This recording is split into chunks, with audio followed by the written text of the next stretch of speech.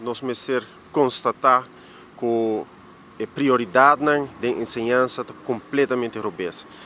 Nós sabemos aqui, mas nós estamos realizando os meses dia tras dia, mais e mais, que para os últimos 5 anos a prioridade da ensinança está completamente robês.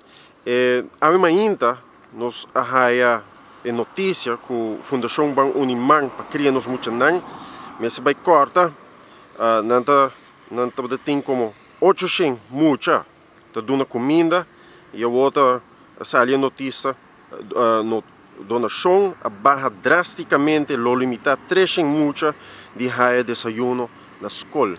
O que que tem de ver com o manejo de ensinança na Aruba? O que que tem de ver com a ensinança na Aruba?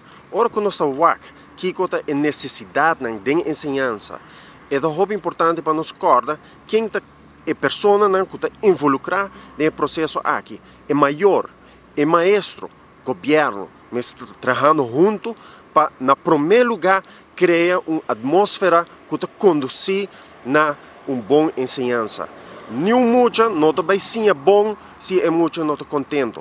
Essa é a primeira coisa que vamos ter para a ensinança por ser exitosa. E essa é no kleuteronderwijs e essa é até na universidade. Se o estudante não está happy, é não por si. Essa é uma realidade e toda gente que sabe de ensinança sabe que essa é uma realidade. Se você estuda na IPA, você sabe que a afetiva ler do é sumamente importante. Então, aqui que nós estamos com não tem atenção para a mucha na escola, não tem atenção para o maior, não tem atenção para o maestro, e o qual nós estamos escutando que vai cortar a trove drasticamente de ensinança, algo que para vir costume nos últimos 5 anos, então, mientras tanto, vai criando problema atrás de problema para sobre um maestro que não sabe mais como para servir estudante, para sobra e não tem potlood, para sobra e não tem pen, para sobra e não tem schrift, para sobra e mesmo se limpia sua classe local. Esse é maestro que está menos contente, então a expect que o também está contente com eles, com a pessoa aqui por dona. É o único motivo para que a situação não está pior, é o motivo de dedicação de nós maestros.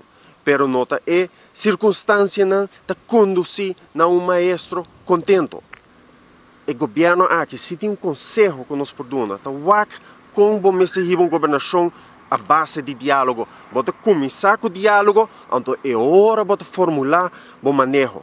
O governo aqui não.